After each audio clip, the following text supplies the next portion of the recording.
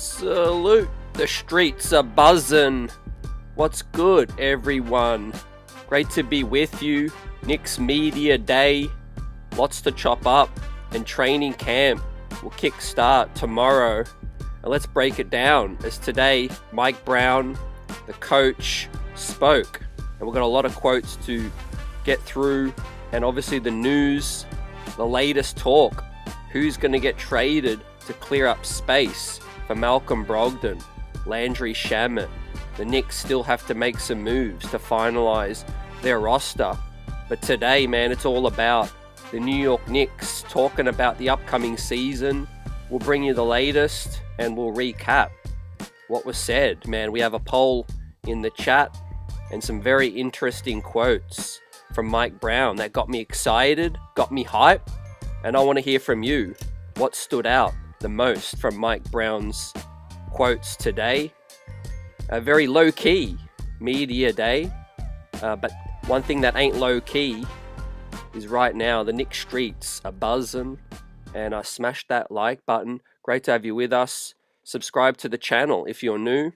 Replay squad, salute everyone out here. Hope everyone's had a blessed day, and the season is here, man. It's upon us. Preseason around the corner, man. Abu Dhabi kickstarts preseason on October 5 right now, but media day, or the content day as they call it right now, right?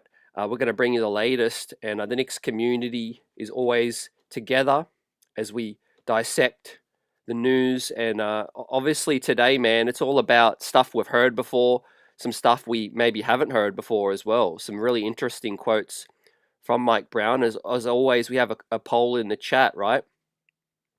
4 of the main things that I felt were noteworthy from Mike Brown. Let us know what stood out to you the most, right? Mike Brown talked about playing a 9.5, 10-man rotation, and that he's going to endeavor to try to play as many guys as he can, right? The starting lineup hasn't been determined yet. That's going to come together in camp, he said. He also is going to try to get Jalen Brunson more easier shots and threes off the ball, catch and shoot threes. Who's going to handle the ball then, if that's the case, right? And who's going to be in that starting lineup? And he also said Brunson's going to be off ball throughout the first 3 quarters, and then when it's crunch time, he'll have the ball in his hands, right? So what stood out to you the most from those quotes? But hashtag we mean business is our motto right here this season. The New York Knicks have a target on their backs, coming in as the favorites, right?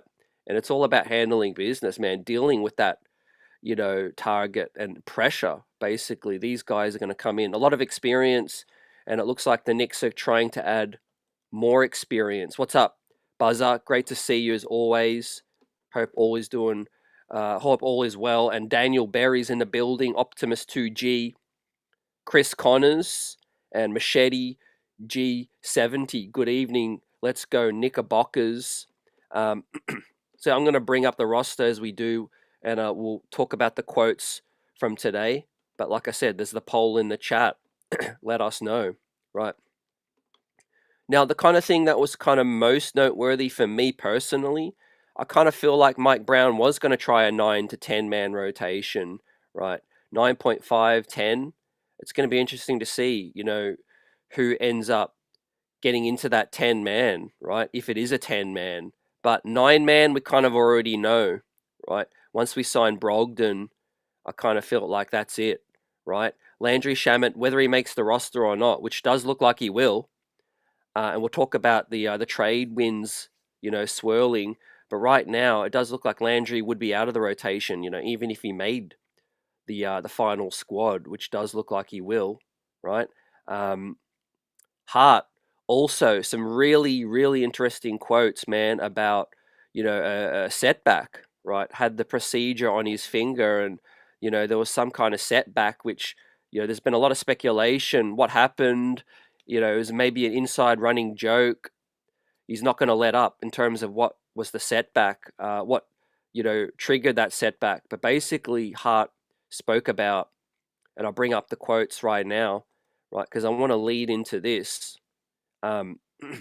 when it comes to Josh Hart, right? He don't mince words, and I kind of appreciate Hart for that, but it's definitely caused some concern. Um, so he re-aggravated the finger injury recently that he had that procedure on over the summer, and he says he'll have to wear a splint basically all season, and he won't be able to fully take care of it until the next summer, which not the great thing that you want to hear heading into a season, right?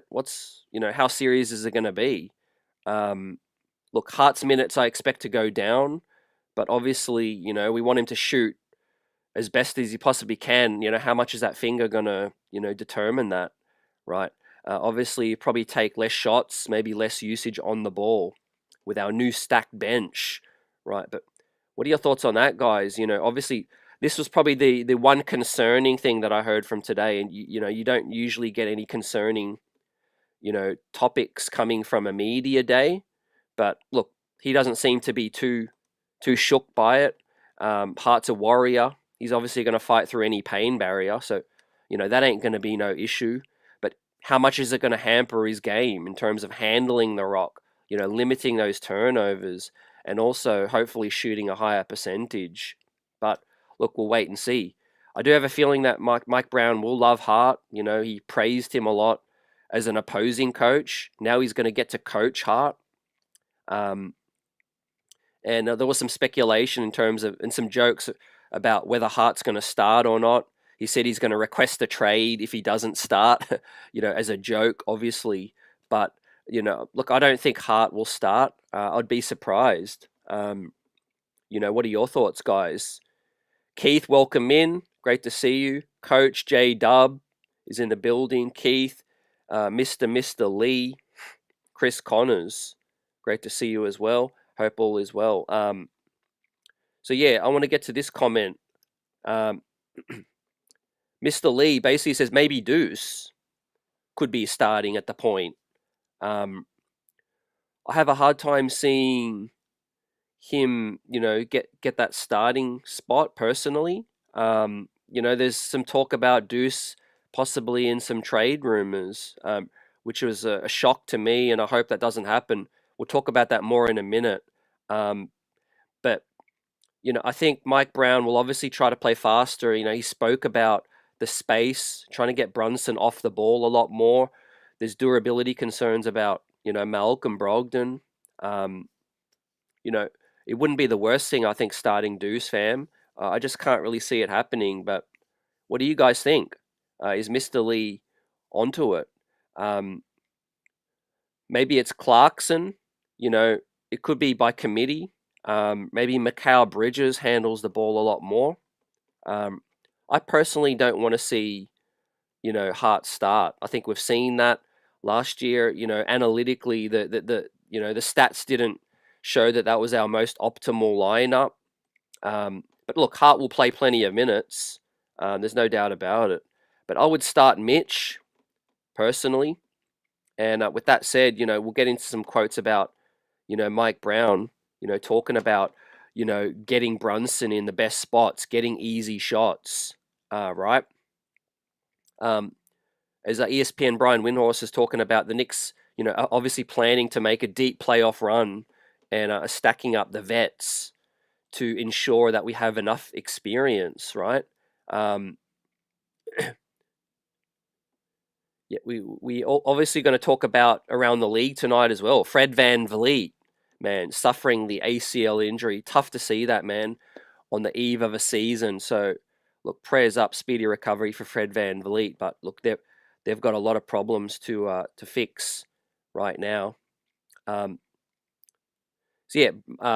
Mike Brown reiterated the plan is to play very fast, to have JB off the ball for catch and shoot threes, at least until crunch time. So yeah, that's no surprise to me, because obviously the your best players have the ball to close the game. Kobe, Michael, LeBron, all of those guys will have the ball late down the stretch. But for the first three quarters, you obviously want to preserve JB's physical, and I think stamina is a big key late down the stretch. So, sharing and caring, moving the ball along. I think we could play through Cat a lot more. I'm really hoping that Mike Brown will do that. He didn't really talk about that a lot today. But obviously, getting JB off the ball, Cat is a great facilitator, and kind of like what Tibbs did with Isaiah. I felt like Tibbs didn't use Cat in that playmaking role at the top and utilizing his playmaking abilities, right? Um, so yeah, Coach Brown here. I'll pull up the audio right here. Last season, and obviously you coming in philosophies. Are you settled on a starting lineup, or is that something that's going to materialize throughout camp? Yeah, no, it will materialize throughout camp. I think it's too early to go in and say, hey, this is what's going to happen. The roster, Leon and his group did a fantastic job putting together a talented, deep roster, and so you have to be methodical with your approach when it comes to declaring, okay, hey, these guys are going to start. 5 guys that played a lot together. Yeah, so I like to hear that. Things are going to come together in camp. You can't have no preconceived notions. A lot of stubborn coaches do like to settle on a rotation early, but let things play out. Let guys fight through it, and you just never know, right? Chris says in the chat, under Tibbs last year, you would have been more concerned about the Hart situation. Yeah, I agree with that. Keith also says, agree with the wings comment. Yep. Yeah, in terms of the starting lineup, man, that's going to be a key focus, right? The Knicks could do a number of things, but yeah, to get Brunson off the ball more, we definitely need some more steady ball handling because, Mikal Bridges can do it part time. He had some shaky moments on the ball during the postseason. But I think Brogdon is a shout, Clarkson could be a shout, and Deuce could be a shout.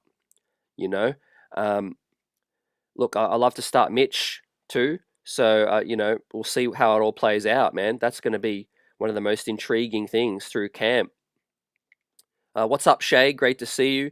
Glenn says, salute CT. I want them to open the bench up, bring the guys in, rest the starters. So when the playoffs come, we can finally finish strong. Yeah, Glenn, I think we're definitely going to pace ourselves this season. Last year, Tibbs obviously prioritized, focused, regular season wins to get the highest possible seed. I think right now the East is weaker, but obviously our squad is so much deeper and we're stronger right now. So I'm not worried if our record doesn't really grow a whole lot in terms of wins, regular season wins, but like you said, as long as we can finish strong and guys are put in spots so that they're well prepared. Remember Deuce McBride's quote saying, we could have been more prepared for the postseason. We could have done some things during the regular season, to help us be in better positions. I think that's not going to happen again, man. That's not going to happen again under this coach, Coach Mike Brown. So yeah, Mikal Bridges gave some great quotes as well, talking about why he took that extension that he did. He loves the fans, even though there was some criticism. He obviously felt he finished stronger in the postseason. He was hard on himself as well, and he understood the criticism that he received from the fans at times, and he wasn't happy with his game as well. So some very candid quotes from Mikal.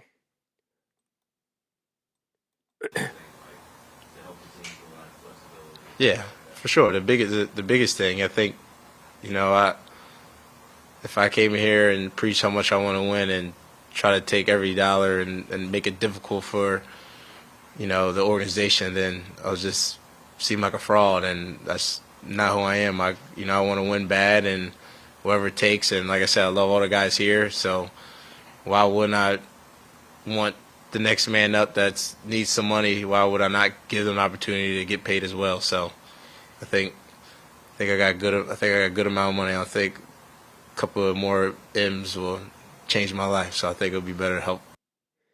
Yeah, man, I've been thinking about it a lot, man. I think some people are sleeping on Mikal Bridges because, let's be real, I don't think it was a great fit with Thibodeau, and I don't think we got the best out of Mikal Bridges.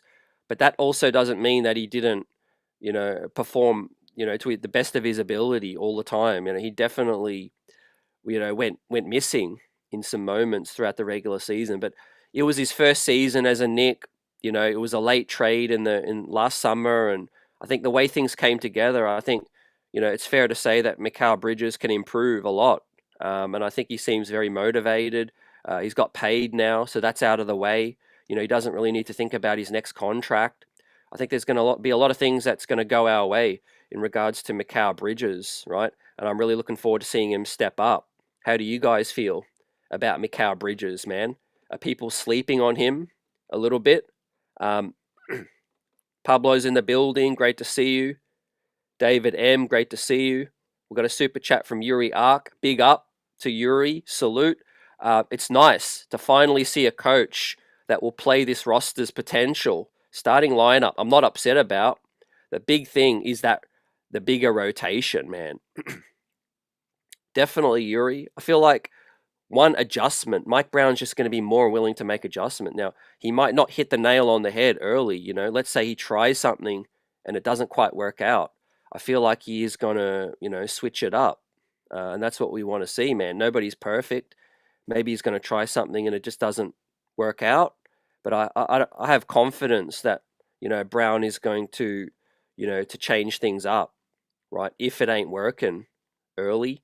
Now, there's a lot of tools at his disposal. That's what camp is going to be all about. We're getting this thing popping early. Obviously, we are one of the first teams to have media day because tomorrow, man, it starts training camp as these guys hit Abu Dhabi. And our first preseason game is around the corner now. We'll be live post-game for all preseason games, man, chopping it up with the Knicks streets. Obviously, we had some banter as well. Rick Brunson poked his head, and JB said they should have took him as well. He's referring to, obviously, the coaching change-up. Now, ESPN Shams also confirming that Malcolm Brogdon is expected to play a key bench role in the rotation, fam. Two players, Malcolm Brogdon and Landry Shamet. Malcolm Brogdon and Landry Shamet both signed deals with the intent and the plan for them both to be on the roster on opening night and this regular season. Brogdon, I'm told he's expected to play a key bench role in the rotation. Landry Shamet's a bench. So, yeah, apologies, the audio is not the loudest in that one. However, basically Sham is saying that he's expected to play a key bench role. So that means Malcolm Brogdon won't start for what we're seeing right now. I'm good with that as well because there's durability concerns with Malcolm Brogdon. He's not, at this point in his career, he's no longer a starting player. Could he do it in a pinch? Possibly. But you obviously, to get the best out of Malcolm Brogdon, you want to make sure that, he's able to play as much as possible, fam. So I'm feeling that. That obviously means he's going to make the squad. And then what does that mean, man, for a trade? Well, right now, there's talk about, speculation from some Knicks beat reporters.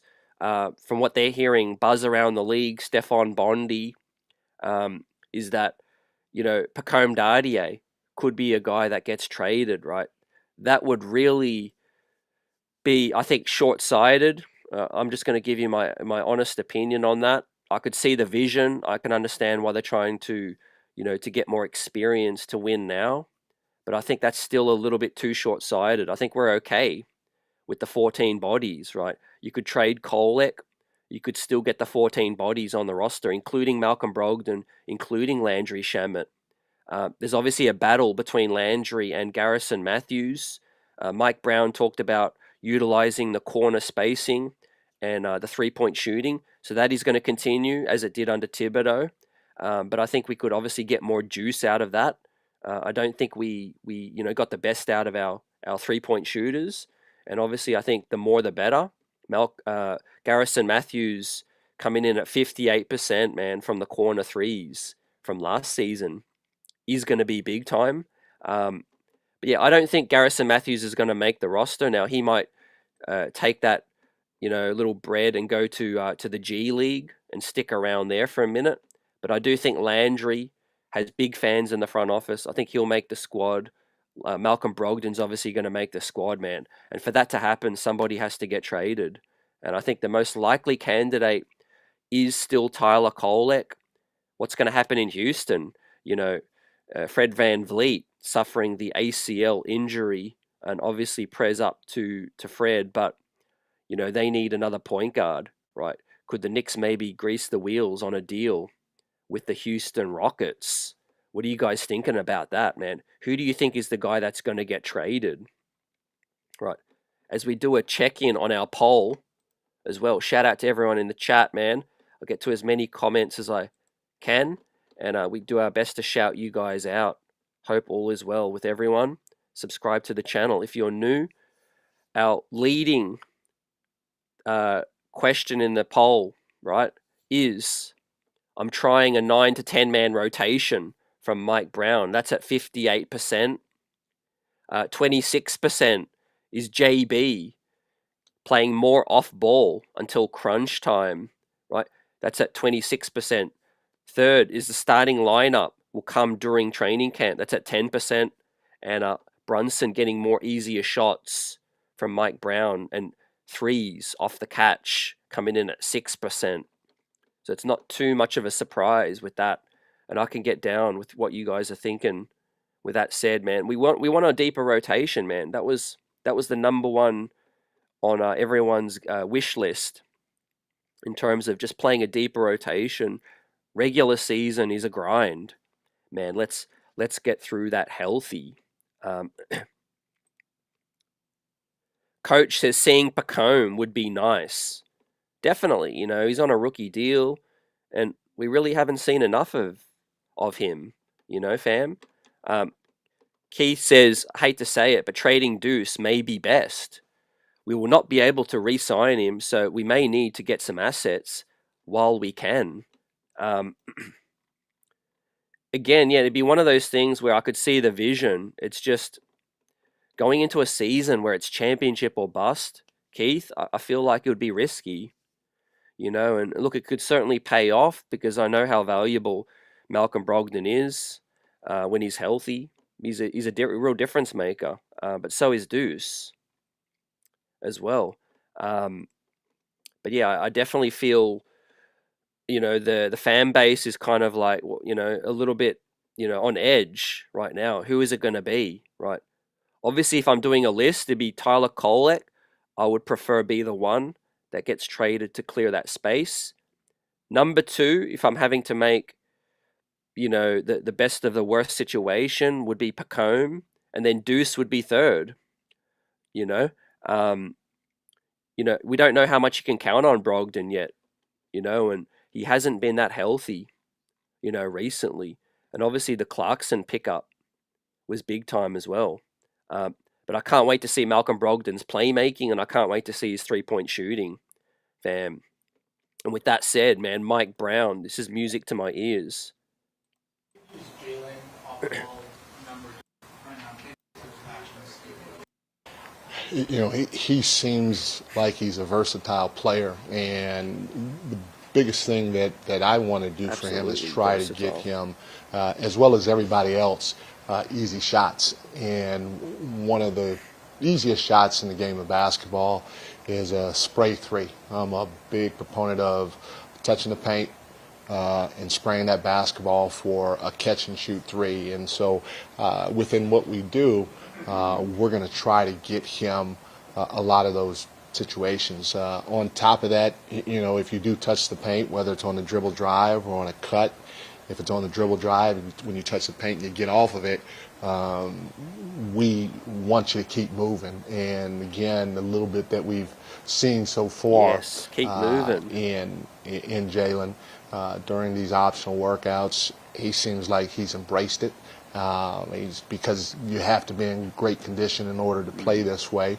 But he seems like he's embraced it, and I'm looking forward to seeing if we can continue to try to find ways, especially when we start playing games, we try to find ways to get him some easy catch-and-shoot looks because the ball will be in his hands, especially down the stretch.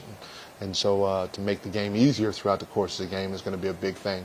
Yeah, man, big, less wear and tear as well. Bob's been saying it since we got JB. I want him in the half court, but was laughed at until now. Same with Hart, etc. But what do I know? I'm just a Knicks fan. Hey, everyone's got their opinions, man, and that's why the Knicks fan base are the best because, we all share our thoughts and we want to see this team win badly, man. We've been through the trenches, but right now we're in a situation where we have so many tools at our disposal, man, and we just can't wait to see what this coach does because, like what he's saying there, man, player movement is key as well. Spraying the ball around, touching the paint, then spraying it back out. Deuce McBride was a great catch and shoot three guy. He could have got more threes up. Don't get me started on Cat. We did not use Cat, great in terms of his 3-point shooting, right? Yes, he thrived in the paint, offensively at times, and his rebounding was a highlight.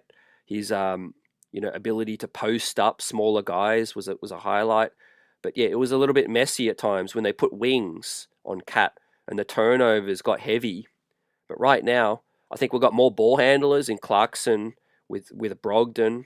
Obviously, some movement shooters with Shamit, potentially, Deuce, obviously, and potentially Garrison Matthews as well. So I'm really excited to see a more modernized offense that's less predictable. As Shea Signature says, I haven't been as more excited about a Knicks season than I am about this one, CT. Man, I feel you. I feel the energy right now, and I'm loving it, fam. Keep the streets buzzing. We got a super chat from Jason Benjamin. Jason, big up. I appreciate you for the contribution. And Jason says, if Houston calls for Kolek or Deuce, I'm listening. And I feel you on that, Jason. Yeah, you got to do wheeling and dealing.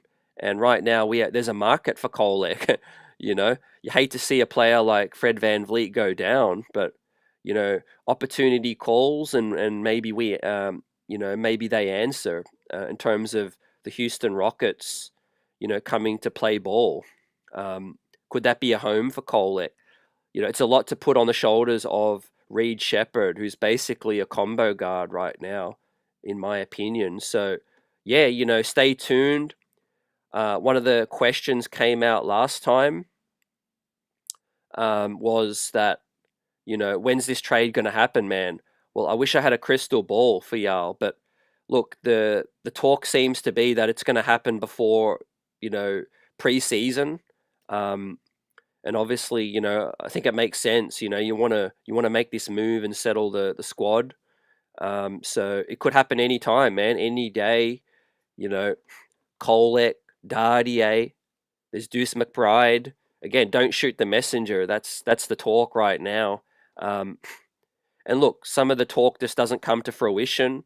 I think, what do they say? 90% of trades never happen. 90% of trade discussions never happen. But right now, there's clearly a need where a trade has to happen to fit Malcolm Brogdon and, of course, Landry Shamet. Now, I'm on the fence still, man. If it's not Kolek, I'm on the fence because there's a move that makes sense for the now, but there's also a move that could be too short-sighted. And I feel like we've got some exciting prospects on the two ways as well. They could get minutes, but really, man, I know we're trying to win the chip right now, but Dardier is a plug-and-play guy from what I've seen. He can come in, use his length, space the floor out. The shot looks great, right? Give him opportunities, give him minutes. There's obviously Diawara, but look, he hasn't had his rookie season yet, so we can't really evaluate right now. Shamet's an older head. Huckporty's a big man. We are light on the wing situation, right? Don't forget, OG Anunoby is, was durable last season, and a credit to Casey Smith and the training staff. However, we don't know what the future holds, and having another young wing that's athletic, I think would be worth keeping, man. It would be criminal, I think, to move on from Dardier just to fit a Landry Shamet. And I got love for Landry Shamet, man.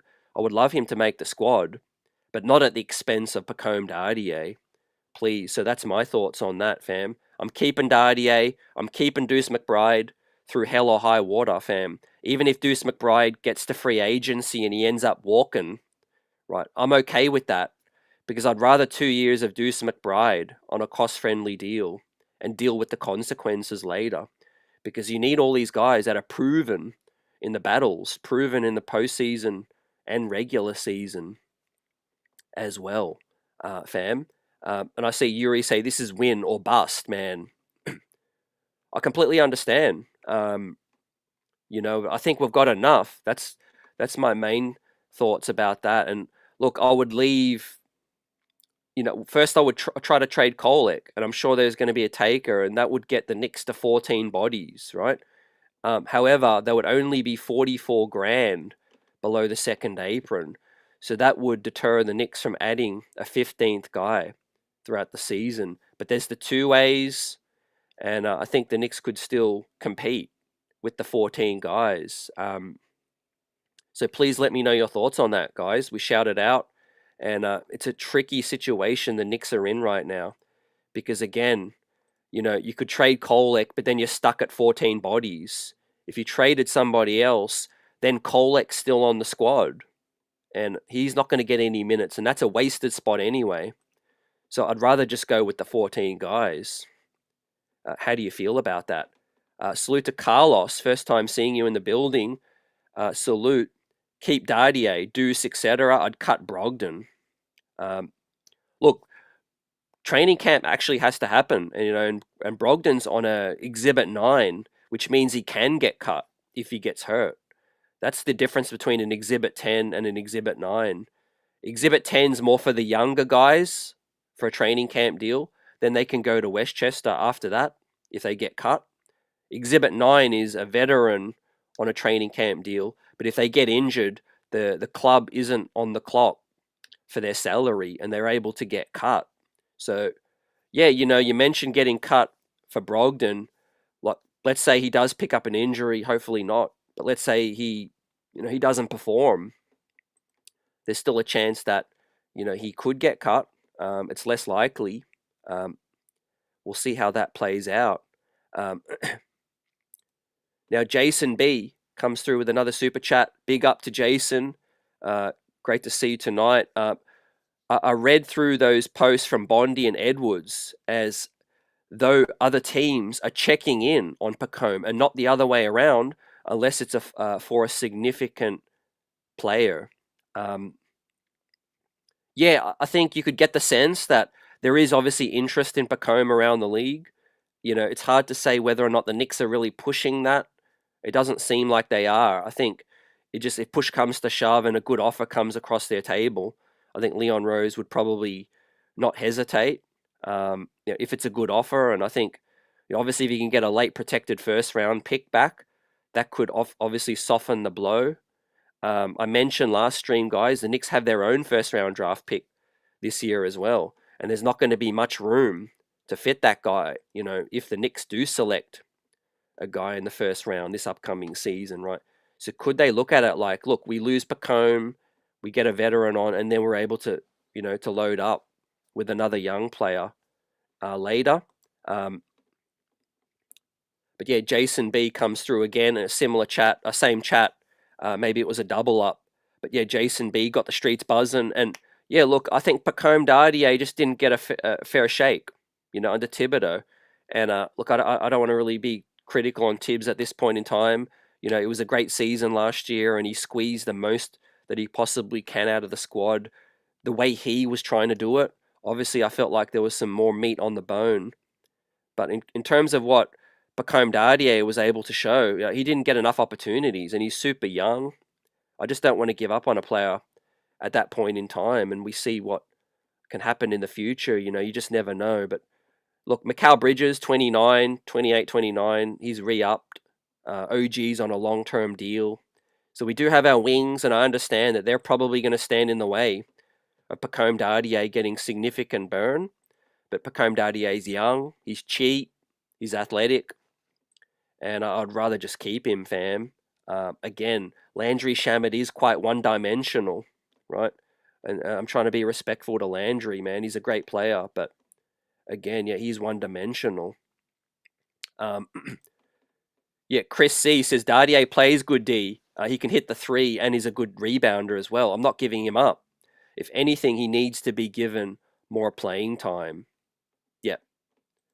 Look, if push comes to shove and it's Shamet or Dardier, I'd rather keep Dardier on the squad. And I know we're trying to win that championship right now. But I'm looking at Brogdon and I'm looking at Shamet. I'm like, look, we got room for one of those guys if we don't trade Dardier, right? And I'm looking at it like, look, is the world going to come crashing down if we don't have Landry Shamet? Absolutely not. Right. I rock with Malcolm Brogdon and see what's up with the other guys. But yeah, to trade one of those promising young players just to fit Landry and Brogdon on, I think would be too short-sighted for me. But yeah, we'll get to some more quotes from training camp, and obviously continue to shout you guys out. Another great quote from Mike Brown is the speed, fam. What's the offense going to look like? Mike Brown says on getting the team to play faster, he says, for us, the biggest thing is getting to the corner quickly. That'll flatten the defense out, right? So, yeah, I think the squad's going to be even more conditioned than Thibodeau's squad, fam. There's going to be more practice, deeper rotation, and the minutes are going to be spread out, which hopefully means that guys can put in more of a shift, get up the court quickly, man. Maybe there's going to be more rapid substitutions, but I could see Mikal Bridges racing to the corner. OG Anunoby, we'll see how that goes as well. Look, if someone grabs the rebound, maybe Jalen Brunson doesn't hang back to wait to dribble it up. Maybe he runs straight to the corner, and the guy that rebounds pushes the break. I think that's what's going to be key. I think our defense can be strong. We could get stops, push the break, and hopefully, like Mike Brown says, find the paint, kick it back out, and spread the floor out with these corner threes. I'm ready for the Mike Brown era, fam. Yuri says we are in the Mike Brown era. Tibbs was last year. Most definitely. Chris says, I forgot about the two-way guys. Kevin Mack might surprise some people as well. Roberto says, if McBride starts, we are more complete team, 1 through 10. Every position has a solid backup. Yeah, we are very well-rounded. I feel like with the big man department, we want to see Huck Porty stay healthy. But for the most part, I mean, Yabusele can be very versatile, fam.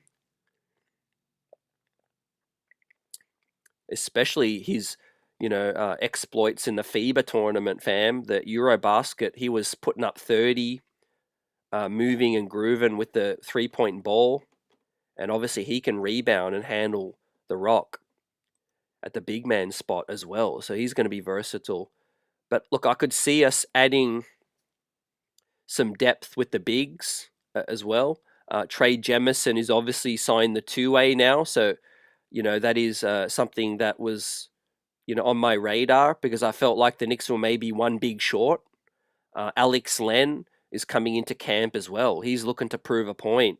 He's been around the league and he's trying to stick. Maybe he's super hungry and, makes the front office have some difficult decisions to make, fam. But look, I'm high on Huck Porty. I think he just needs to stay healthy. And I think Diawara could give us some minutes at the 5. Although I did get a little bit of pushback on that last stream, fam. Retire from healthcare. Salute. Says, gotta love Tibbs' offense. Give Brunson the ball and pray. Never truly embracing Cat's ability with McBride at the 2. I think, Tibbs settled on favorites and he rocked with it all the way through. And I think the regular season was the time to experiment, and I think with Mike Brown practicing more, I think, like I said before, things might not work out, the way we want them early, but I think he'll be able to make adjustments and he'll have enough time to make those adjustments with training, practicing those late game executions, fam. And look, for all the ways that Tibbs did it, it was almost enough to get us to the final. So you still got to tip your cap. However, there were some key flaws in Tibbs' systems in terms of late game execution, fam. Game 1 against Indiana. If we do not, fall asleep defensively and fail to make some substitutions and rotations, we beat Indiana. So we were that close, fam. We were that close right now. We clean up and we make those adjustments. And I think we're in a great spot.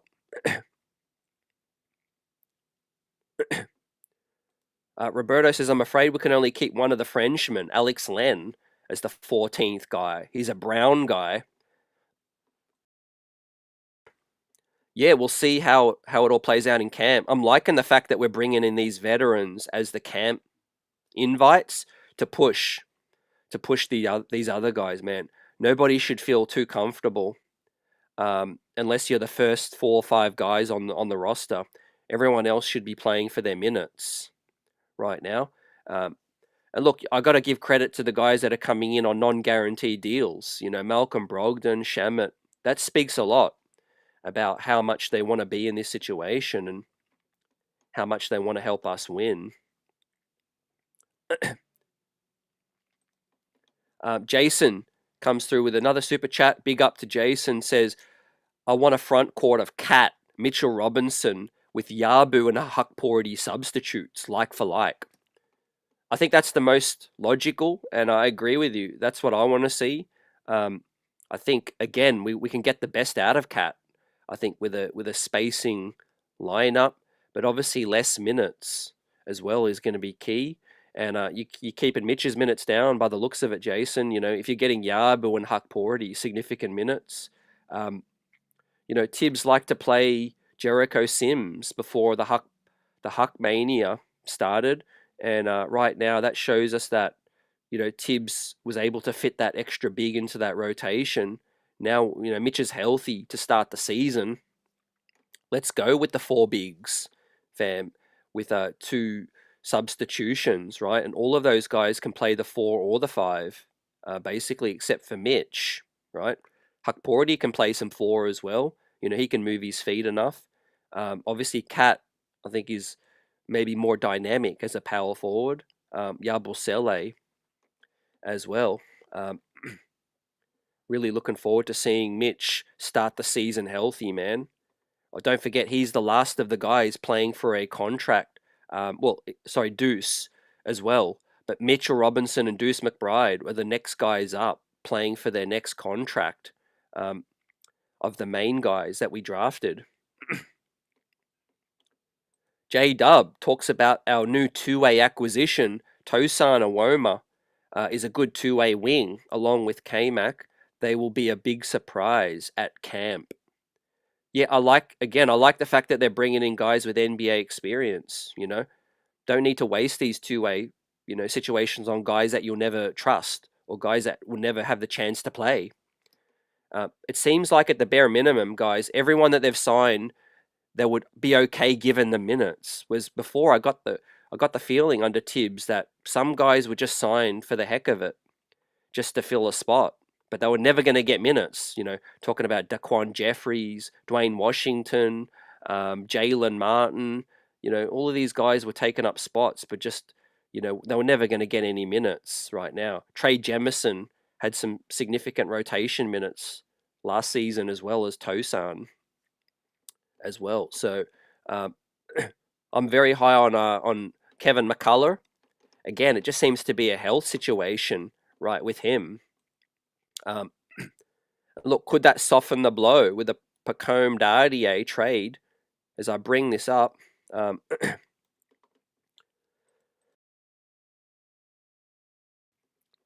salute to the chat. You guys are buzzing tonight. Knicks Media Day today. We're breaking it down. Clarkson, Yabusele in their new threads, fam.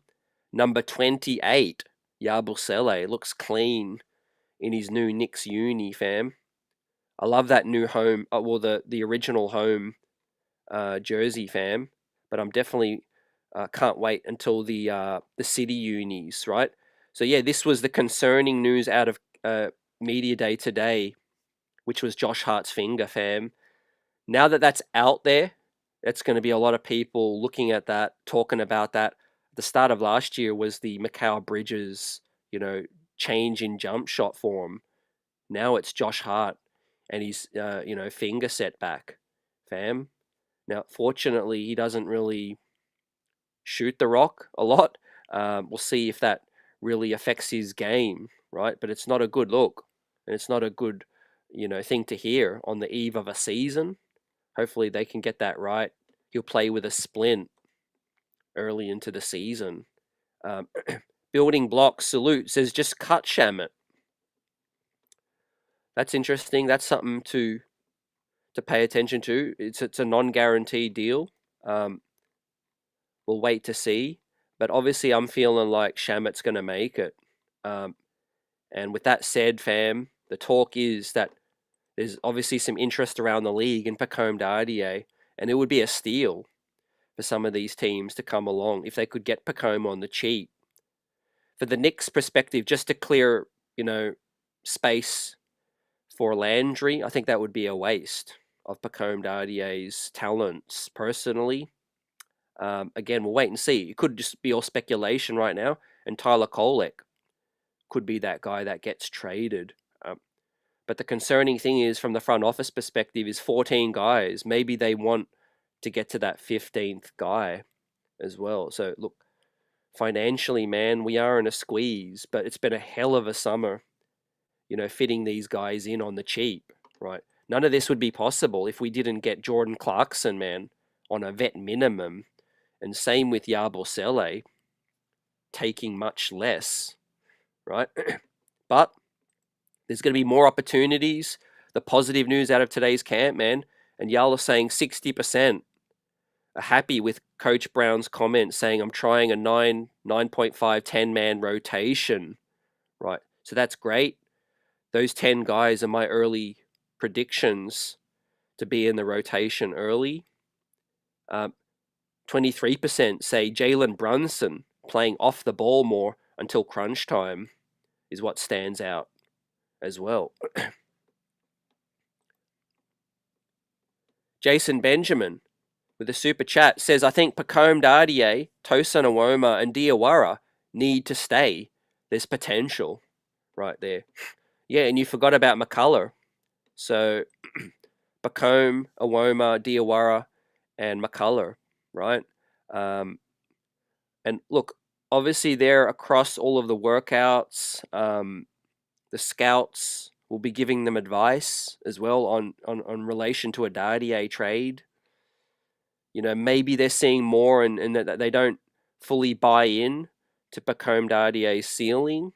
I'll trust the nerds on this one, but, I think it would be short-sighted to move on from Dardier. But let's see.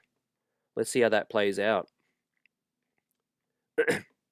Roberto says Tosan is also another Brown guy. Yeah, he played well against the Kings, definitely, when he was with Brooklyn.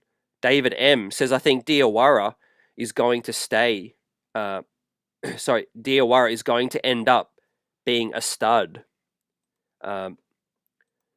Diawara, man, I think that's going to be a steal, definitely. I'm glad to hear that he's going to be part of the 15-man, regular roster. And that's already been confirmed too. So that's great.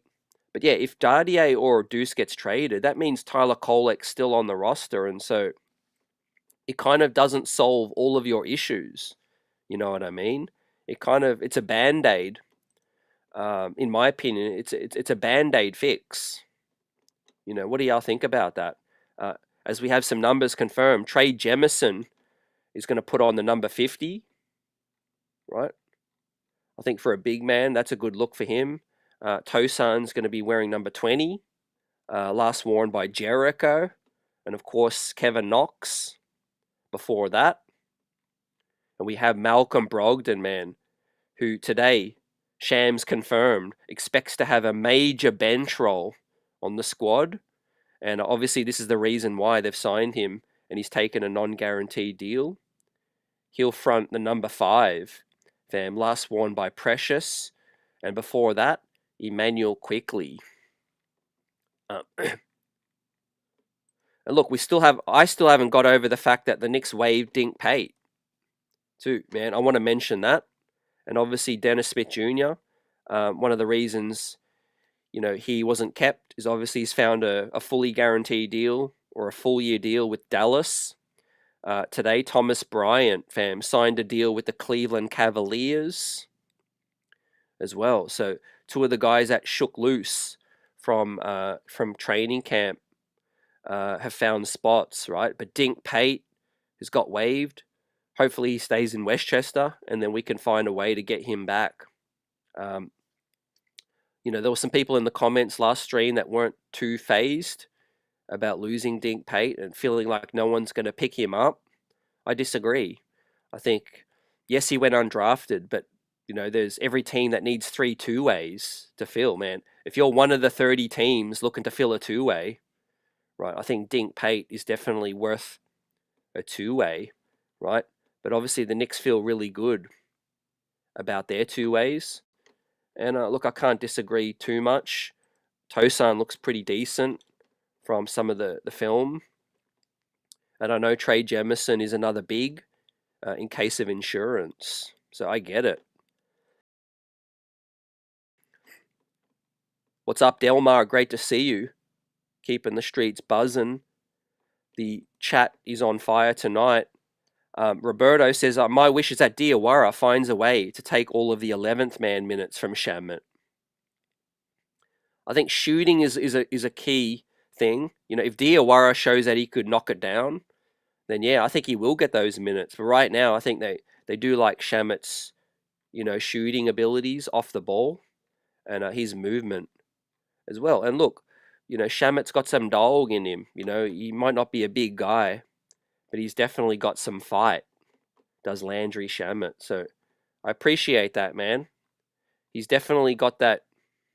He's definitely got that New Yorker in him, man. The Shamet overcame adversity with the shoulder injury, fought back, and was a major piece in the playoffs. But yeah, I'm not trading a young guy just to make room for him, right? There's a logical way that this all works out, and that's trade Tyler Kolek. That way you could fit Shamet and you could fit Deuce. Or if Garrison Matthews outplays Shamet, I'll give him the spot. Or if Alex Len looks amazing and, you know, you need to make some decisions, you could look at that as well. But I feel like we're okay at the big spot for now. Next comment from Julian Blum. Salute to J Mars. Says, salute CT. This dude Hart, bruh. Oh, man. I don't know what happened, man. Last year it was, you know, Brunson's hand, you know, and he was, you know, on WWE. Right now it's Hart messing up that finger again, fam. But look, we'll see how it plays out. I wanted to bring this up because all of the guys on the 3 two-ways, man, are 5-star prospects, fam. This is a great breakdown from all of these 3 two-way guys. And Finn on X says 3 5-star two-way prospects for the Knicks. Right, their potential is there. They are all slightly older guys. I think Tosan is 24. McCullough is obviously 24, going on 25, and I think Trey Jemison is also 24 as well. So it looks like the Knicks are prioritizing guys with still upside, but guys that are on the older side as well, with some experience. And it looks like they would be able to play, you know, in a pinch, right?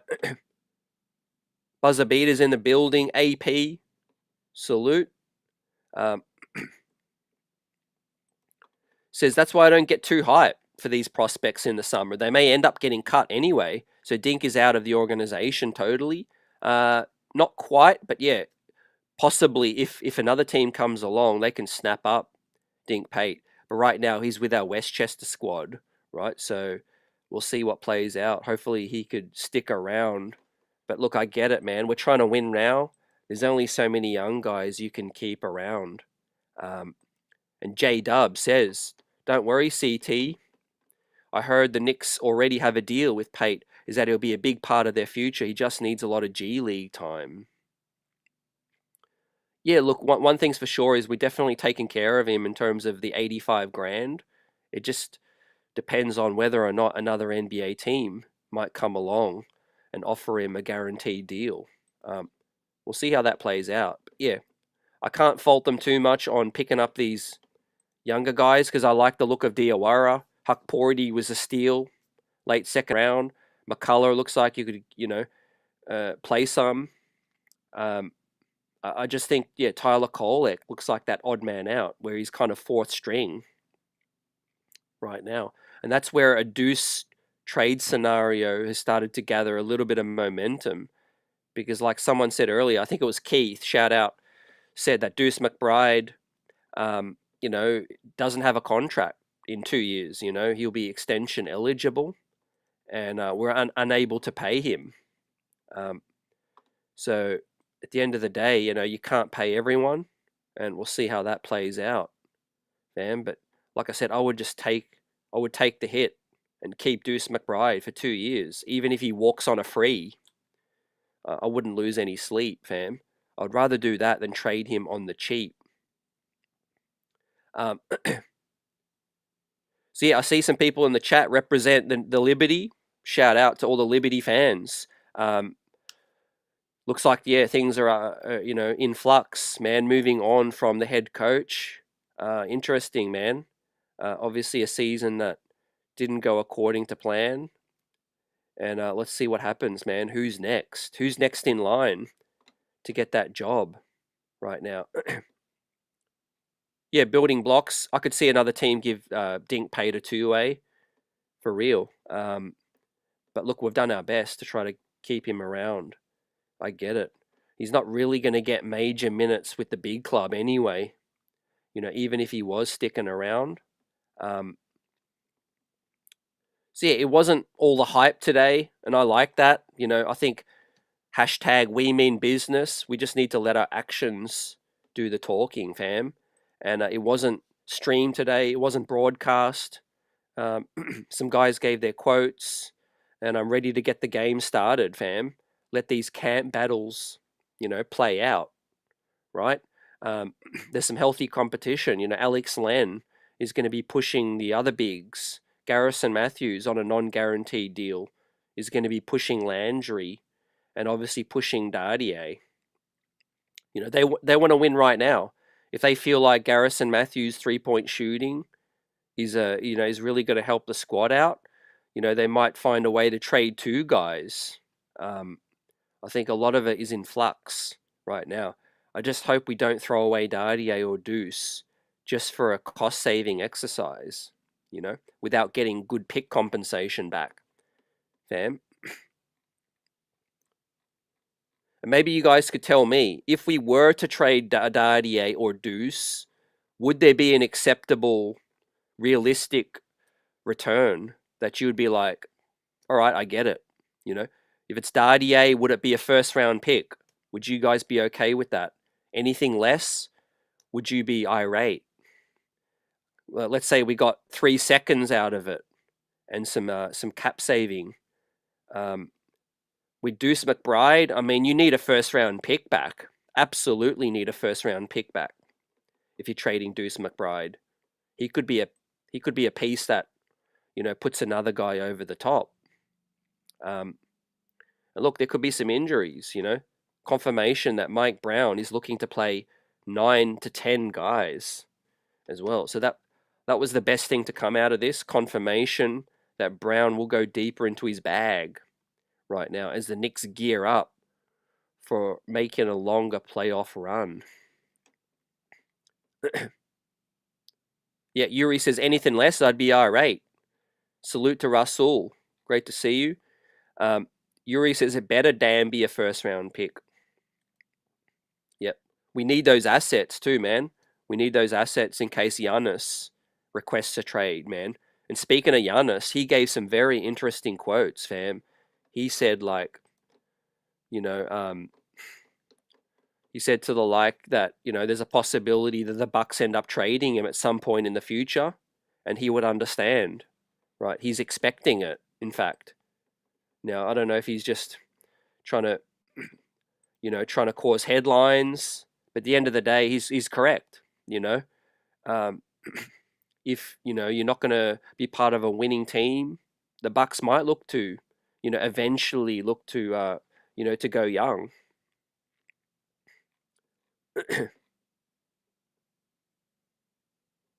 Delmar says, quick view about Fred VanVleet injury, out for the season. You know, I can't imagine what Rockets fans are feeling right now. Man, they had good vibes. They made a great signing in the summer and trade. Fred VanVleet's injury has really changed things for them because he was their starter, and you can't just replace a starter just like that. So someone is going to have to step up, in a massive, massive way. And I can't see it being Reed Shepherd right now. Could he flourish in that, with more minutes? Definitely. But I can't see him being that guy to suddenly turn into, to the starting man, on a championship contender. I think it's going to take time. And I do think they'll be looking to sign a veteran, whether it be one of the guys out there still, DeLon Wright, who else is still out there, fam? Or the next best thing is to trade one of their guys to make an adjustment. Kolek, possibly there's a growing market for that, fam. And look, I just want to see Tyler Kolek get an opportunity, man. I'll be happy for him to find a landing spot where he could get, more opportunities than here. So we'll see how that all plays out. I do still feel like he's the favorite to get traded, but I am getting nervous about, hearing about the Deuce, and the Pacome Dardier situation. Now, let's talk a bit more about the starting lineup, fam. Right. Let me know in the chat, right? Who is your fifth starter? Is it Mitch? Is it Deuce? Is it Clarkson? Does he do Josh Hart again? Heck, even Yabusele could be a candidate to start, right? Keeping in mind that Mike Brown wants to get faster, he wants to play with more space, and we might need some more ball handling, right? So who do you think is going to have the edge, right? Now, Mike Brown says that he hasn't determined the starting five yet, but all coaches that are prepared, they will have some thoughts in their mind. They will have some ideas, right, on what they're going to do. Yeah.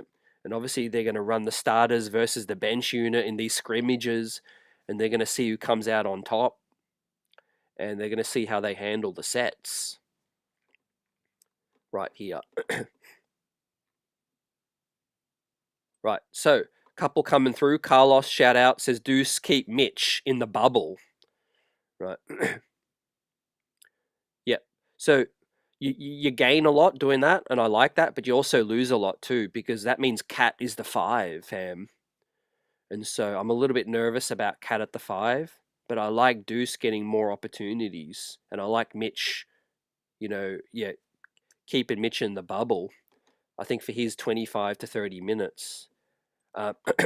Now Russell says I'd start Mitch as the fifth starter. I think he might get the early opportunity, just based on how the playoffs finished, and obviously you can see how that looks. But again, for the pace and space and what Mike Brown is, maybe looking to get out of this offense, that might not end up happening, fam. And I'm not sold on Yabusele being a 5 either. So if you start Mitch, who's your backup 5? Does that mean Huck Porty comes in and he's playing 11? Does that mean he squeezes someone else out? But look, Brogdon's not coming in here to not be in the rotation. He has to be here. Is that where a Deuce McBride trade starts to make more sense for the front office?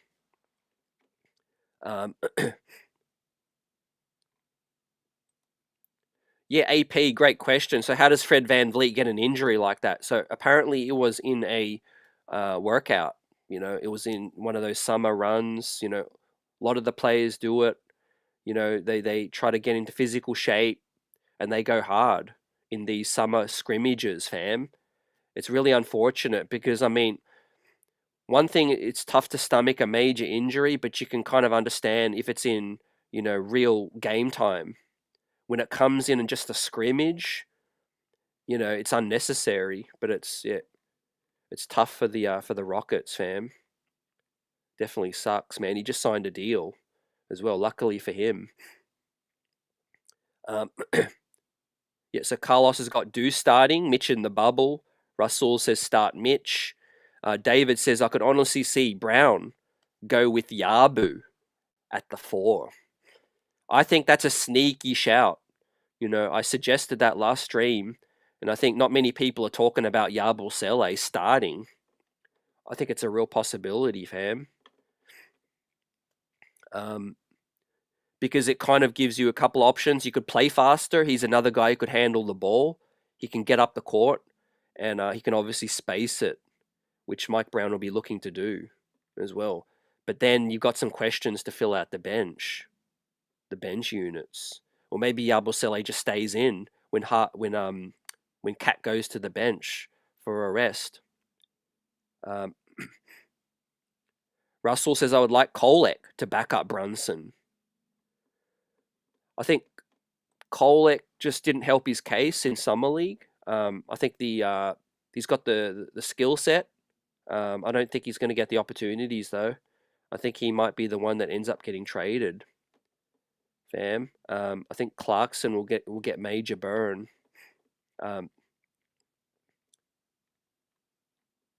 NYC, no, I haven't mentioned Tyler Hero yet. Appreciate you. Let's hit on that next. Jason says I don't like Deuce starting at all. Cavaliers team game 1. Mitch combats that. I think Deuce is a major key off the bench. Personally, because he could get the offense going still. But he does need to play with another ball handler as well. So, but he can do some of that if you want JB off the ball too. And look, Brogdon makes so much sense playing alongside JB. It just, you can't start Brogdon because he can't stay healthy, enough. So I think Mikal is just going to have to step up.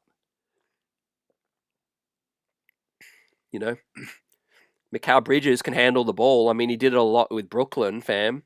And what I said earlier about Thibodeau, not utilizing Mikal Bridges the most or not being a optimal fit. I think Tibbs' offense was so point guard heavy that I felt like Mikal could do a lot of that, running the offense. Look at those tiny samples we got against Boston down the stretch, against Indiana as well, fam. Look, maybe there was a lot on his mind, adjusting to New York City, adjusting to Tibbs and all of that, and the contract maybe playing on his mind. Maybe he was kind of not, well, he was kind of ducking contact. He was fading away at the basket. He was, ducking some contact. Hopefully now that he's signed the bag, we get an all-in Mikal Bridges where he's just not worried about contact. Russell says Huck backup 5. Rest up AP. Sorry to hear that you got the OG tennis elbow, fam. I could definitely understand how frustrating that'll be. Speedy recovery, fam. So yeah, NYC Ball 08 says, have I mentioned Tyler Hero yet? I haven't, fam. What's up with Tyler Hero at the moment? There's been a lot happen. I'm not fully across it. But yeah, with that situation, man, I think there's a lot happening. The Heat kind of salvaged their summer a little bit. Talks that Precious Achua is set to go back to the Miami Heat. That was real interesting. We'll see where Precious ends up. Roberto says that plus-minus stat screams Deuce McBride. So yeah, what I was going to mention, and you mentioned Deuce, I was going to mention Clarkson as well. So Clarkson's come here on a minimum, right? Right. What are our chances of keeping Clarkson around on a minimum again? Because I'm trying to look forward as well. I'm trying to build continuity, right? I don't want Clarkson to come here for one season and then flee.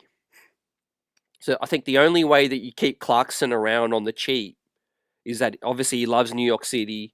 He can't wait to get popping. He loves the fans, and obviously coming from Utah, it's a whole new world. But Clarkson is going to have to play a lot of minutes to satisfy his appetite to stick around on the cheap. Now, if Clarkson's not getting, optimal minutes and he's not, co-starring off the bench in a major role, he'll definitely not stick around. So I think we definitely have to keep that in mind. Clarkson could start some games for real, I think, and who knows what the future holds, but I would love to keep him around and make a run. Just keep our bench, tight for a couple of seasons as well. I hate this overhaul where one year it's campaign, then another year it's somebody else, the year after that somebody else. Then you're trying to build continuity again. So yeah, hopefully Yabu is also on a player option. Okay, appreciate y'all. So Tyler Hero appears that he's going to be out for a minute, up to 8 weeks. Looks like it may have come from one of these workouts. Like I said, you guys are on it. Yeah, there's no way to miss that. You just have to go all out. It's the start of the season. These guys are professionals. That's what they get paid to do. They just really need to prepare their bodies for the real grind. Otherwise, you might be susceptible to getting a bigger injury later in the season. But unfortunately, there's going to be some casualties, fam, around the league. And hopefully, with our squad, everything stays tight. But that's why we're building up these, the depth and these veterans, and obviously two-ways that can be trusted.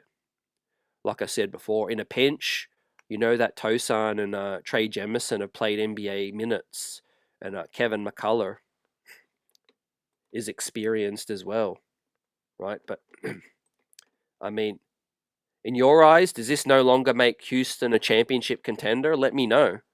Is this absence of Fred VanVleet for the whole year wiped out? It's tough. Their front office really needs to get creative right now. But that's one of the reasons why roster building and the work that Leon Rose and Brock Aller have done, to build depth out is key, because you can't have all these guys making all the bread. If one of them goes down, you're really lacking right now. Now Reed Shepherd becomes their starting point guard, or, Amen Thompson, who's not really a point guard, in my opinion. And then you're taking him out of his major role, and you're kind of trying to shoehorn something that might not fit. Right now, we have great roster balance, a lot of versatility. We could play small ball fives. We could play, bigger lineups with Cat at the 4. We could, put a couple more wings and move OG down to the 3 as well. If we are playing with 2 bigs, that means OG gets down to the 3, and we're a lot bigger in that way. We got bigger at the point guard spot with Malcolm Brogdon and JC as well. Deuce McBride can play in his natural role a lot more now, which is the 2. So yeah, I think we have had an A off season in terms of just filling out the roster with limited cash available.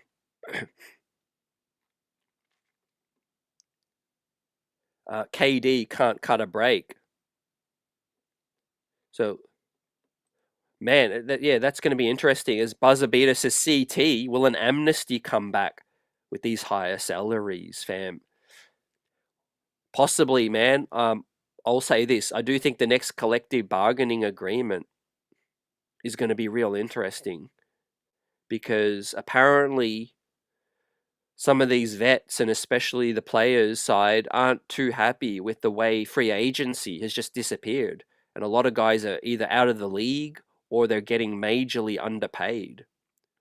Now, they're making the best of a bad situation, but Malcolm Brogdon, he ain't anticipating taking a non-guaranteed minimum. Buzzer, most people thought Malcolm Brogdon would be on a mid-level. Back in the day, Malcolm Brogdon would have been a guarantee to get at least 5 to 10 mil. When free agency opens up for Deuce, who knows how many teams are going to have cap space, right? A lot of teams already blow their load, pause on, different players. Look at Toronto, man. They gave Emmanuel Quickly 35. A lot of teams been shelling out contracts that haven't aged too well. And that's, a lot of the money is kind of dried up at the moment. That's why guys are just getting in and getting their money ASAP. Like Josh Hart, man. He got 18 per. He has to be happy with that deal. Fam. Mikal Bridges got a great deal. OG Anunoby got an amazing deal. And that's why I said before, with Mitchell Robinson, man, I'm calling up his agent and offering him a team-friendly deal, man, fully guaranteed for 4 years, and to see if he'll take it. Because you just don't know, man. One injury, you don't know what's going to happen in free agency now. But the cap is still going to go up a little bit as well. So I think it was last stream we asked y'all, what would you give Mitchell Robinson? The consensus was around 15 to 18. One person went as high as 20, and some people said 18, and the others said 15. And I think that sounds about right, but I'll definitely start lower in terms of fully guaranteed and see if Mitch will take it, because you just never know. Roberto says, CT, we have a mercenary team that won't be next year, Brogdon. Yeah, maybe it will change up. I do hope we can get a little bit younger, though, and keep some of these picks that'll grow with us, fam. I think that's key. And look, if Leon Rose is out there, hopefully he's listening, fam, to y'all buzz and the streets buzzing. This is what I would say, man. This is a great example. Look at two key pillars of our successful team right now. Mitchell Robinson and Deuce McBride. What do they have in common? They were both second-round draft picks from the New York Knicks, right? They're homegrown, right? They're homegrown players that are on lower contracts, or at one point were on lower contracts, and have helped us out, helped become a winning franchise, and obviously helped us become, contenders. And they're key players in the rotation right now, right? That's continuity, and that's something that you can keep on the cheap. Now, I would use that example and look at Kolek, look at Huck Porty, look at Dardier, and look at McCullough and anyone else that we draft, right? Those guys could be the next Mitchell Robinson or Deuce, right? If you give them a chance and you don't just jettison all of the young guys, then maybe you could find another Mitchell Robinson and a Deuce McBride and be able to keep them around. Instead of, hoping for these vet minimums. Buzzer says Toronto's looking to trade RJ. They're definitely trying to make some room. They gave Brandon Ingram. He's another guy that they gave a huge contract to as well. Yeah, Roberto says here, you don't think Brogdon, Clarkson, Shamet, Yabu, situational AI team that won't be on the team next year? I think Clarkson, vet minimum, provided he doesn't, win a chip or get huge minutes, he might look to move on next summer. Brogdon's a bit older as well, We might not even want to keep Brogdon, with his age. Great question from NYC Ball. 08, shout out, says, how many wins? I got 56, fam. I think I went with 56. I wanted to say 58, but new squad, new coach, things might just take a little bit longer to gel. But I think weaker East, and I think we'll probably get the second seed, first or second seed, with 56 wins. I do think Cleveland's our biggest threat. You got 57, nice. Yeah, so Cleveland, we are going to get the feel of Cleveland early, First game of the season, and then we play them again in a massive game. I think Spider Mitchell, Josh Hart have got this little rivalry going with the baseball, with the Mets and the Yankees. Spider's a Mets fan. Josh Hart's a Yankees fan. So yeah, that's going to be fun, man. I always look forward to beating Cleveland, man. Definitely. The pressure is on both of these teams to lead the pack in the East.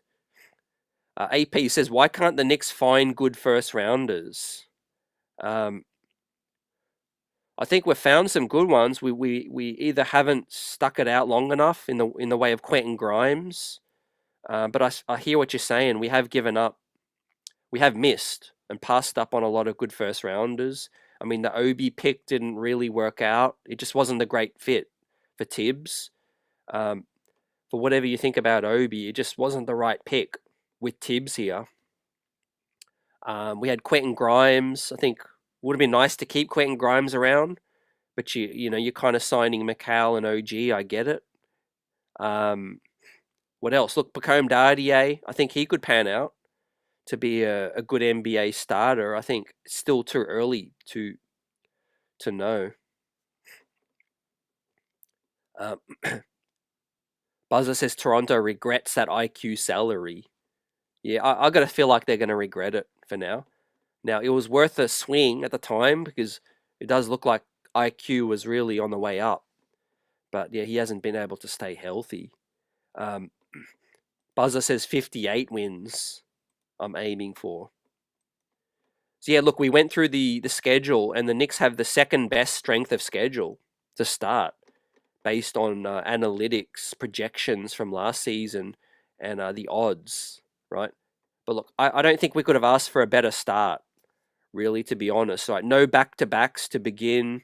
We start, Cleveland, Boston at home. Boston's obviously going to be a lot weaker. Then you got Miami, you got Milwaukee, you got Chicago in that one. And then we tick over to the month of November, and I think it's solid. Only the month of March is a worry for me. And then look at that: Chicago, Washington, Minnesota, Brooklyn. Memphis, Orlando. And look, at one point between the 6th and the 8th, we have 3 days off, and then we get into Miami for the NBA Cup, and that's on Amazon Prime. And then you got Orlando, Miami, Brooklyn, Charlotte, Milwaukee, Toronto. I mean, we should get off to a great start. So yeah, 58's possible, definitely, fam.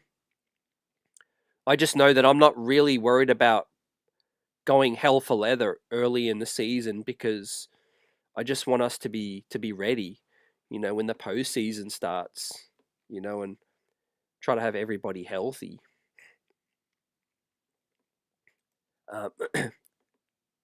David Haas Jr. is in the building. David says OG is key to win the chip. Brown got to get him more involved on offense.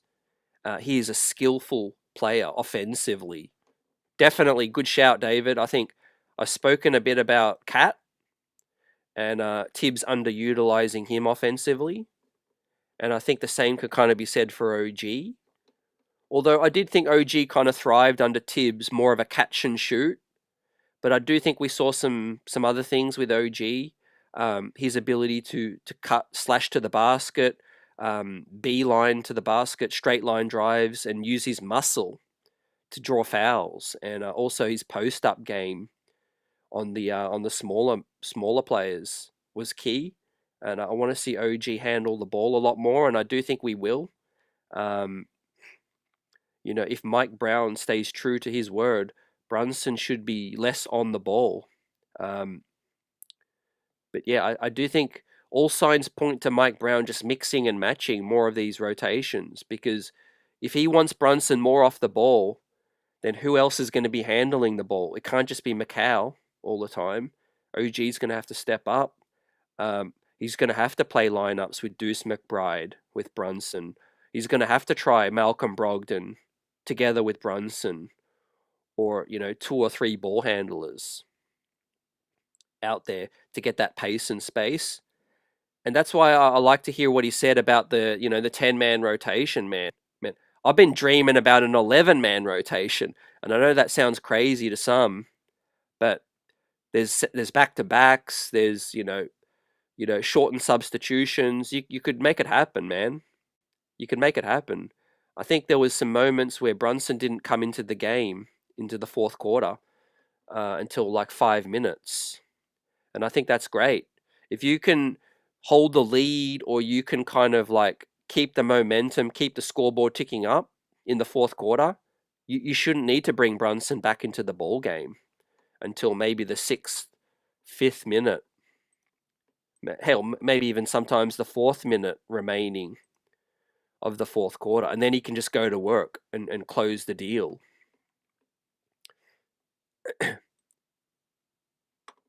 Roberto T says, CT, we will get 59. Put it in the books. Why not one more, man? Let's just get 60. Let's go 60. NYC says I was going to go 60, but don't want to push it. There. I think it's all relative to how we start, you know. If we're on pace, we could just put the foot on the gas and go all the way. If we start slow, then obviously 60 is going to be out of range. So I think, yeah, it's going to be how we can start. Fam. But yeah, there's only really one, treacherous month, I think, which is the month of March. Outside of that, I do think that the Knicks have a very, very solid schedule, fam.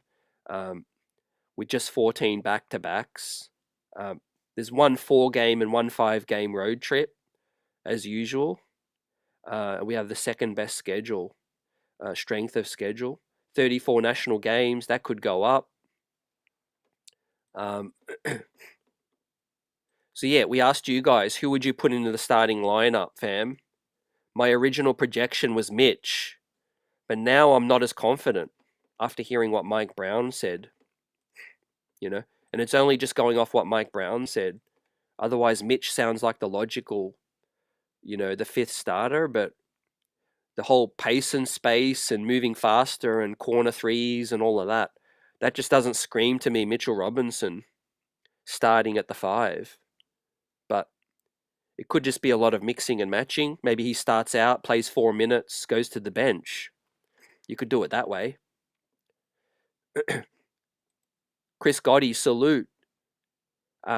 David says 57-25 is my prediction. We might start slow, trying to get used to Brown's system. Yeah, the one thing that could weigh on the players as well is practice, man.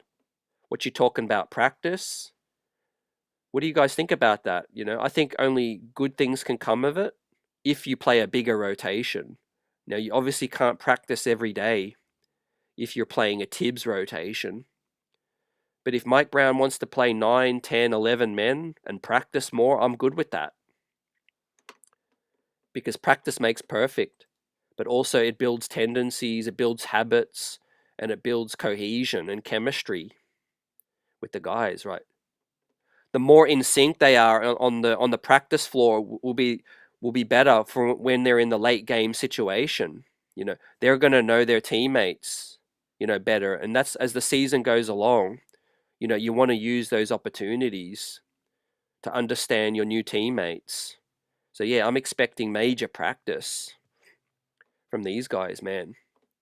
And if guys pick up knocks and get banged up, then we've got guys on the situationals that can just come in, whether it be Shamit, Diawara, Hakporty, Dardier, whoever's here. Needs to be ready. At least it keeps those guys ready. Okay, Russell goes 55. Chris goes 56. Buzzer with a question says, CT, is there anything that scares you about Coach Brown? Nothing specific about Brown. It just maybe in general, Buzzer, maybe just being a new coach, changing the way we do things. I think that's the natural sort of acclimation that could be slow, fam. We might start slow if that's the case, but we have some great players, so maybe I should not be worried about that too much. These guys could probably just coast to some of these early wins. But yeah, outside of that, I mean, coach is known to be very open in media interviews, and maybe he does get a little critical on a player like Cat. You know, if he's blowing defensive assignments, you know, maybe he does get a little bit open about criticizing, you know, some effort, lack of effort, or anything like that. That could be the only thing I see right now. What do you guys think? But I do expect that Mike Brown's going to learn from some past failings because he's had a lot of experience, you know, and a lot of opportunities that, yeah, maybe he was, you know, fairly, you know, given the marching orders, and maybe some situations he wasn't, like Sacramento. But I don't think he's been in a situation where he's had this roster this good, and also this much pressure, like championship or bust. I know the early LeBron teams were contenders, but you know they didn't have the supporting cast like this squad. Yeah, I think NYC, I think Vegas got us at 53, 53, 54. Which, man, has a nice sound to it, because the way we've come, where we've come from, in terms of, you know, just going back 3-4 years ago, man, who would have thought that we're favourites to get out of the East? Knicks won today. He says, I don't understand why Leon would cut Marjon Beauchamp and sign Matt Ryan. Yeah, look, Matt Ryan, I think, was a deal for training camp to give him some bread and get him to Westchester, fam. Matt Ryan is from Westchester area, and so logically, if he's out of the NBA, he would rather be closer to home. So I think that was just a deal to just keep him around. And look, not to undersell his skill set, he could shoot the ball. It didn't work out with Tibbs. But yeah, Beauchamp definitely had some flashes in Summer League that, you know, he'd be more valuable to have around. But again, Beauchamp is another wing who doesn't shoot it great. And we have quite a few other wings. So I'm not too mad at that. But yeah, Matt Ryan does surprise me a bit, keeping him around. NYC Ball 08 says, not sure what to expect from our defense with Coach Brown. Yeah, you know, I think we're obviously geared up to be, you know, a dynamite offensive team. I do think there's potential to be a solid defensive team, but I'll be surprised if it's, you know, elite. You know, anything's possible. We've got some great defenders, but as a squad, I would be surprised if we become an elite defensive team. But we don't need to be. You know, we could just be, yeah, a dynamite offensive team and just be solid defensively. We just do have to spread around our good defenders, like, you know, the lineups with Mitch, OG, Mikal, Deuce, Brogdon, you know, Huck Porty or Alex Len, or, you know, whoever's the good defenders. We just need to sort of mix and match, and I think keep the lineups balanced, fam. That was one of the Tibbs downfalls, fam. Things just weren't balanced sometimes with the lack of spacing, or playing cat at the 5 with some other bad defenders, you know. Now, I've said this before, but I do think Josh Hart, you know, I do think he'll be more back to his old self. I think in terms of defense and effort, all of that, because his minutes will go down. You know, when Hart's playing not 38 minutes, you know, we might see the best of Josh Hart in that 25 range. You know, 20 to 25 even, fam. You know, heck, some nights he might just need to have a night off, fam. If it ain't flowing early for Josh Hart, you know, maybe he could just have a rest day. So Buzzer asked, what do I think of ATL or Orlando? So I think highly of those two teams. I think they will be jockeying for 3 and 4, fam. I don't think Milwaukee are going to be too far away. I think even the Boston Celtics, fam, even with or without Tatum, I think they're going to be good. But yeah, to your question, fam, I think ATL should be the favorite to get third. Orlando close behind, fam. I do have more question marks over Orlando because I do like Paolo, but I feel like the spacing and the shooting is an issue for the Magic. And yes, they signed Desmond Bain, or they did a great trade. Well, they traded a lot for Desmond Bain, man. Was it 5 first-round picks? They did a Mikal on the Desmond Bain trade. Now, he's exactly what they need, but is he enough? Is he going to be enough for Orlando? And I do think shooting is their major concern. Franz Wagner and Paolo Banchero, fam. I do think Orlando will be around the 4-5. ATL, if one of the young guys like Jalen Johnson takes a leap and Kristaps Porzingis stays healthy, that could be a major swing. That could be a major swing for them, fam. Russell says, I think we're going to be the 3rd seed. You know what? That wouldn't bother me too much, as long as we're healthy. I think as long as we get home court early, but no less than the 3rd seed. And then, obviously, if we're number 1 seed out east, there's a chance that we might get, home court in the NBA Finals. We would get home court in the Eastern Conference Finals. So that would be key as well. A pocket Knicks now, salute. Says with the roster we got, there's no reason we shouldn't be bare minimum 53, 55. Absolutely. Something would have to go wrong for us to not win 53, fam, at least. We're absolutely stacked.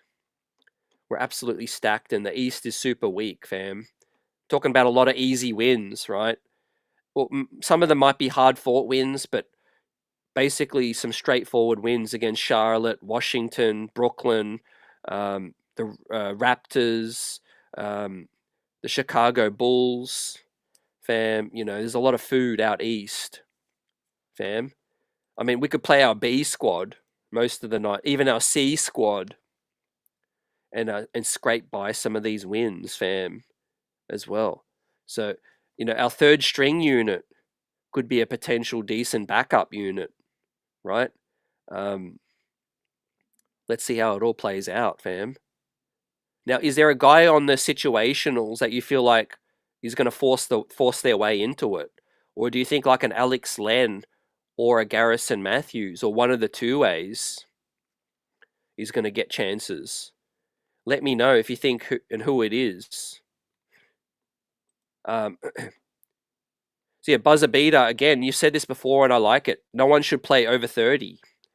I think with Brunson, it's probably unrealistic, but with everyone else, I think that would be good. That would mean that everyone's, kind of pulling their weight. Yeah, and you kind of keep the really, really important players like OG Anunoby and Cat Fresh and Mitchell Robinson. With Iron Men like Mikal and Josh Hart, I know they can play a lot more minutes and they'll be okay. It's those guys that I think their health is, not the greatest, that I think that would be key. Yeah, Chris Gotti says the Hawks could be a sleeper team if KP is healthy. Definitely feel you on that. But I also feel like they could be getting hyped up a little bit too much. Trae Young is a walking cone as well on defense. Dyson Daniels' offense still is a major question as well.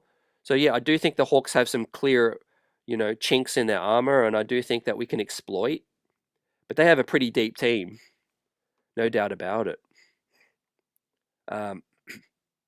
Marklon Barrett says Brogdon is in the Anthony Ambulance school. Man, I think I'm not relying on Brogdon to play 30 minutes. I think he hasn't been able to stay healthy enough. But I think Brogdon for 20 minutes hopefully could keep him, playing and healthy. Knicks 26 champ says Detroit's going to be a problem. AP says you're right. Detroit can give us problems. Yeah, look, Detroit should be a playoff team. They should be top 6. I'd probably put them alongside Milwaukee, Boston, Indiana. So yeah, they gain my respect, did Detroit. I guess it's going to be, how does Cade Cunningham continue to ascend? What's his shooting numbers going to be like as well? Because he needs to take those open threes, fam. A couple of those times we went under the screen, man, it was toast. He bricked it, and we were able to close them out. Yeah, AP says CT, when it comes to Knicks, I'd rather be on the road. They play better on the road.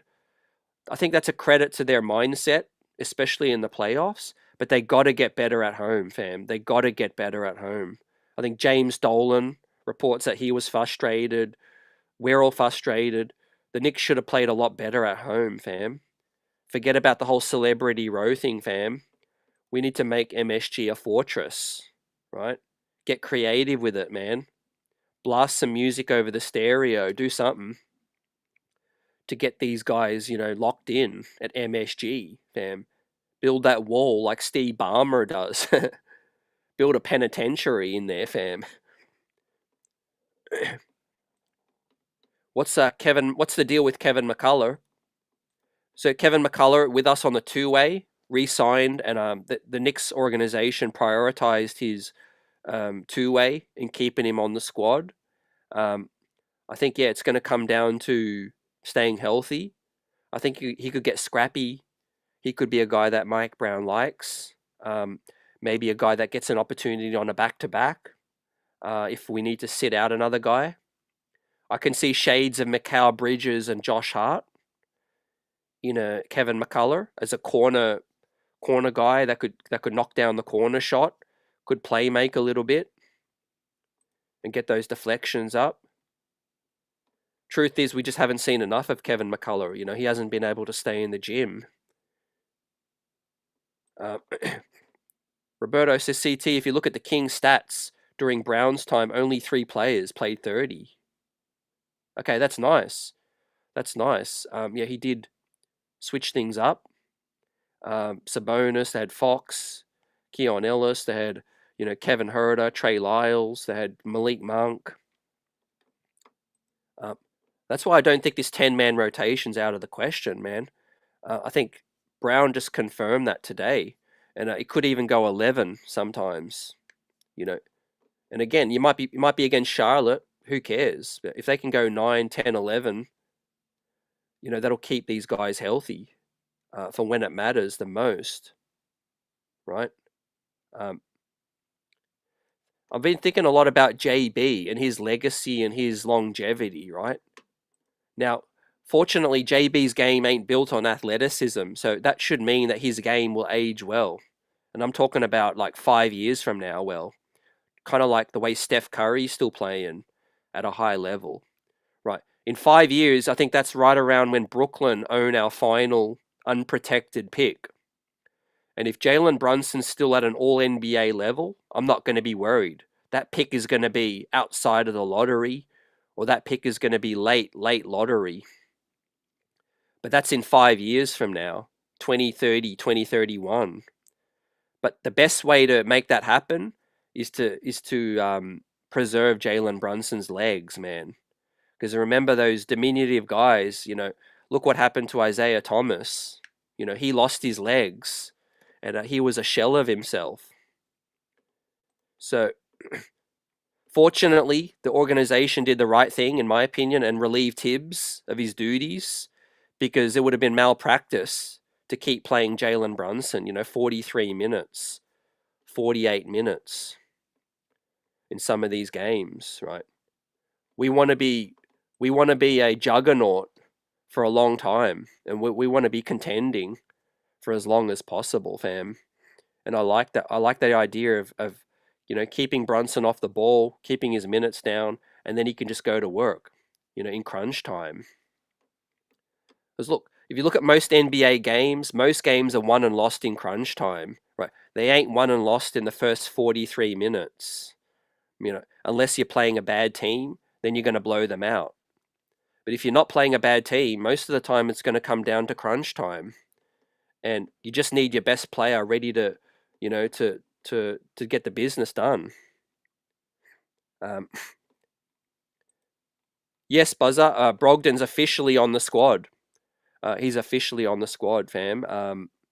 He's on a non-guaranteed deal, but barring any injury, he's expected to be a part of the final 15 man.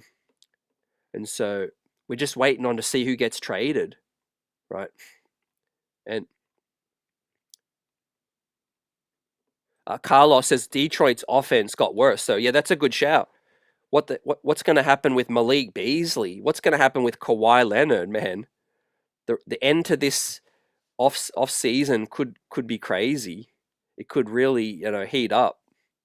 But I think Malik Beasley's, you know, off court case is going to, or situation is not going to be resolved fully, and you know, teams might still be apprehensive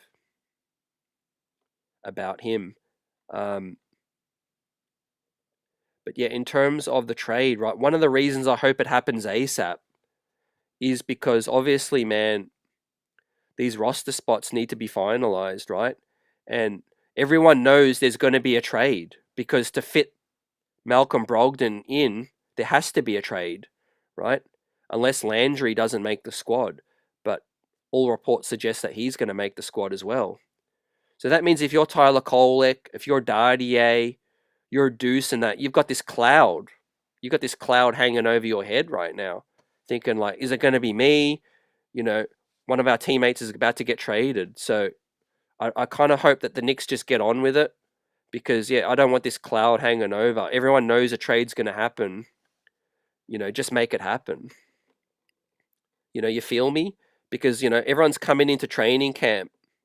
And, you know, with that said, like, it's, you know, it's a case of, as I just clean up something in the chat. Yeah, you know, I think players just, yeah, want to get on with the job, you know, and hopefully they can just, you know, make this trade possible quickly.